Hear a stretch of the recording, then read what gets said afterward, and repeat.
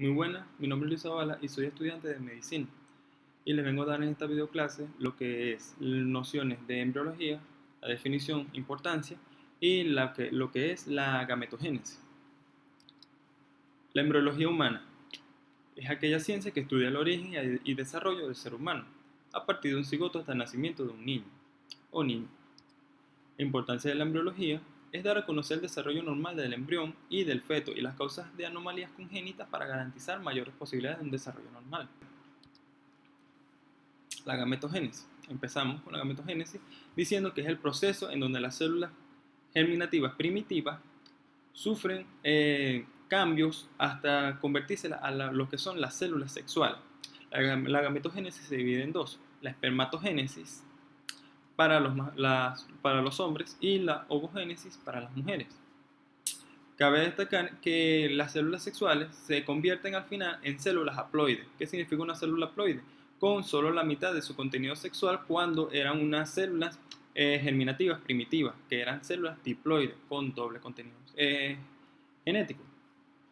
Entonces, la espermatogénesis es el proceso de formación y diferenciación de los espermatozoides o gametos masculinos a partir de células germinales primordiales llamadas espermatogonias. Antes de hablar de la espermatogénesis como tal, vamos a hablar de su ubicación, que es en los túbulos seminíferos ubicados en el testículo.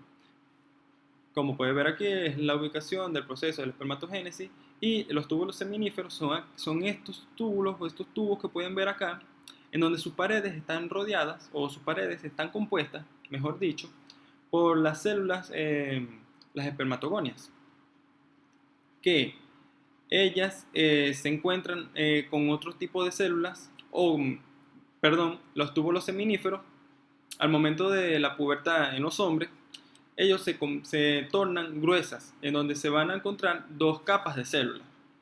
La primera capa, son las células espermatogonias, y la segunda capa, son las células de Sertoli, que son aquellas células de sostén a las células espermatogonias y de nutrición.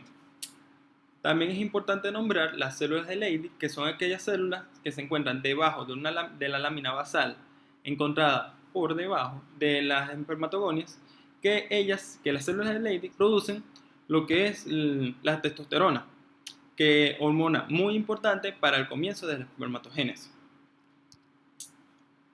Fases de la espermatogénesis, que podemos encontrar como primera fase la proliferativa, que es aquella fase en donde el espermatogonio se va a diferenciar y va a originar lo que es el espermatocito primario diploide con sus 46 cromosomas.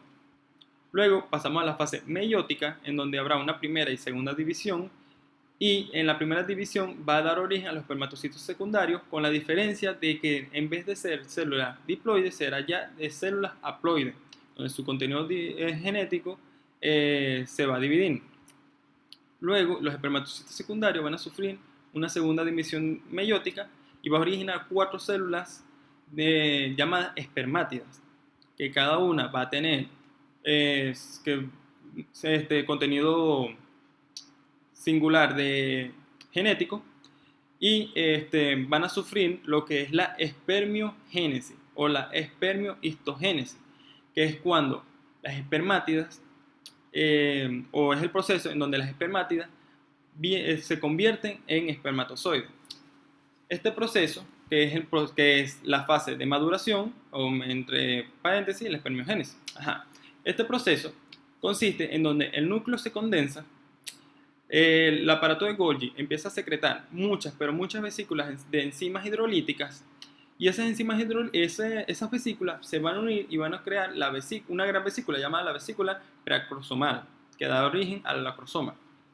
Entonces, siguiendo con la espermátida en su proceso, habrá una contracción del citoplasma, o sea, se desechará mucho citoplasma a la matriz extracelular. Luego, se dará origen al flagelo, y hablando de la vesícula preacrosomal, ella se tornará en la posición apical de la célula y empezará a adosar la membrana, o estará adosada a la membrana, a la membrana celular y a la membrana nuclear.